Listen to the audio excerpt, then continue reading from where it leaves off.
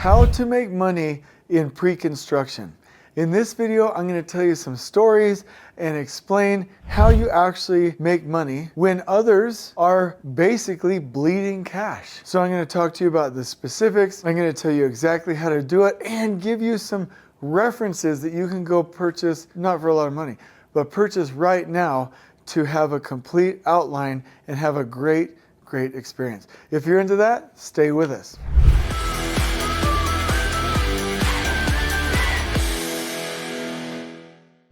Okay, so I heard this really cool quote, and it came from the president of Lean Corps. I did some lean training, meaning I, through DPR, when I was working there, did some training that was offered to me and went through the entire video series, and it was quite remarkable. And he said that we want to produce a product, or in our case, a project, with the highest quality, the shortest possible overall total project duration, and then this is the kicker, at the lowest overall total project cost. It's not early upfront costs, it's overall total project costs. Pre-construction is one of those things that's a little bit intimidating. It can throw people off because it costs money up front, but it saves you money on the back end. And we all know that there are different buckets of money on the back end. You have your owner and or design contingency,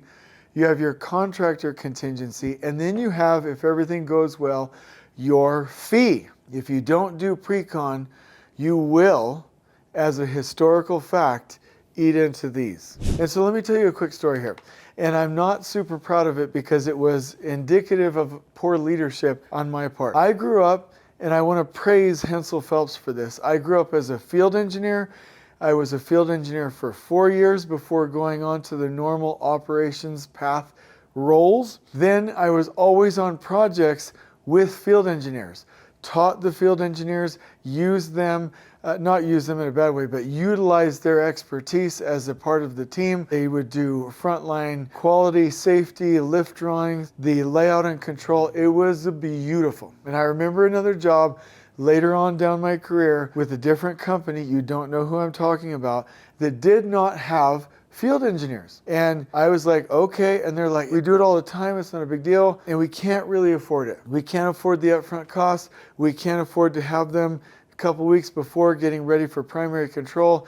And we can't afford some of these other things when it comes to pre-construction. We spent $450,000 on fixing mistakes that I was, and the other superintendents were quite good, that we were attempting to manage, but without the additional labor hours, oversight, and focus of field engineers, or basically within our leadership and our current skills at the time, we're not able to properly QC and mitigate those problems. One example was grid leveling. I remember that instead of the field engineers day after, before and after the forms were stripped on the mild reinforced concrete decks, we trusted the survey companies. Yes, we called them, yes, we verified it, but we were not in control of the process.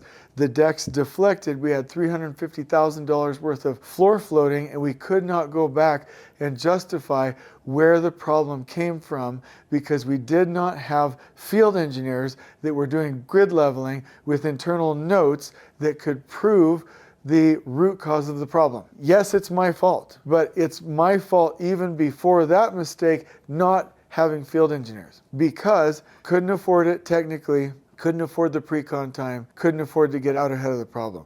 Having field engineers would have cost max $210,000, minimum $160,000. We spent $450,000. You look at the numbers, that's at least double.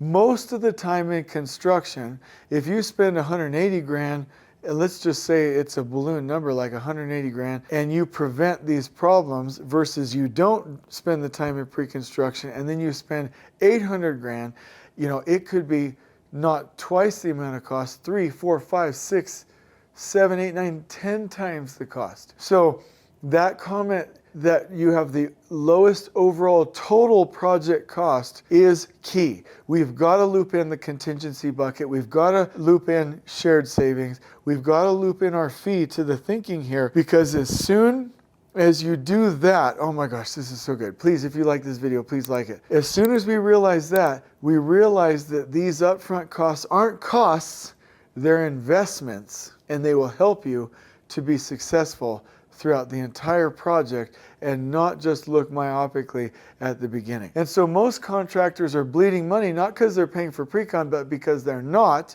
and they're losing it on the back end. And so here are some ways that pre-con saves you money. Number one, it helps you design to a target. It helps you to get to budget properly without lopping off parts of the project. It helps you to maintain your fee, your general conditions and your general requirements. General conditions are your staff and possibly your insurance. Your general requirements are your logistical items. And make sure that you have enough budget in comparison to what the building costs to meet an overall total project budget and still be whole. Another thing that this allows you to do is to do constructability reviews and to guide the design development. Another thing that you're able to do is really do detailed planning and scheduling, which enables you, if you're using TAC planning and Last Planner, to predict a successful outcome, which will again save you money. Now let's look at some real data here.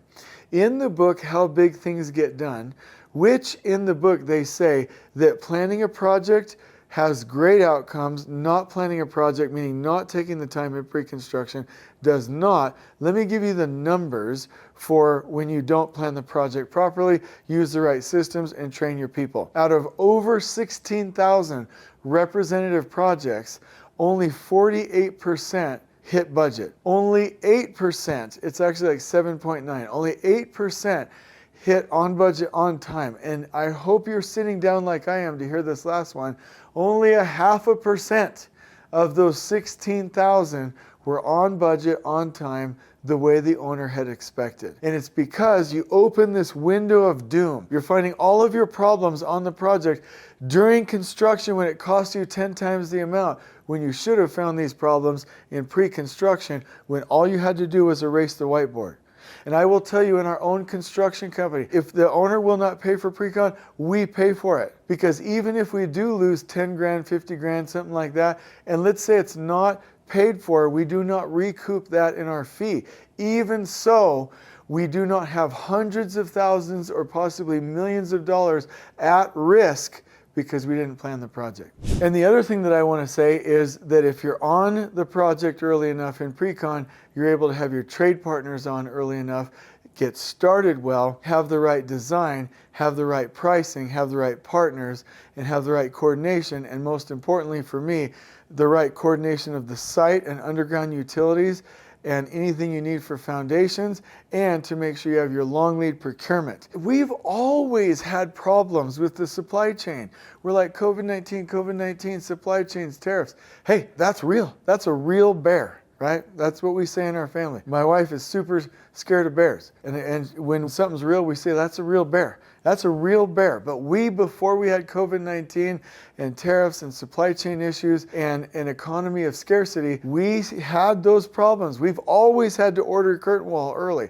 We've always had to order elevators early. We've always had to order switchgear early. It hasn't changed. 100 years ago, we had to do that. So we have to have pre-con. And if you don't, you're going to end up with trades who do not have a full scope.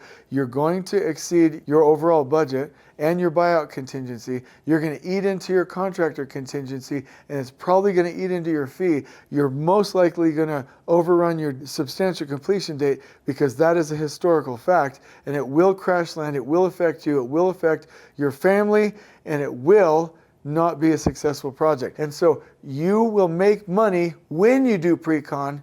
You lose it and bleed cash when you don't. Now, if you're like, hey, Jay Money, that's all great, but how do we do it? Well, this is Jimmy John's Fast, because we wrote a book called Elevating Pre-Construction Planning. Please check it out. It gives you a step-by-step process for how to accomplish this and how to win in pre-construction. I hope you'll visit Amazon and pick up a copy, and I hope you'll put comments in the comments below if you have any questions. I hope you've enjoyed this video. On we go.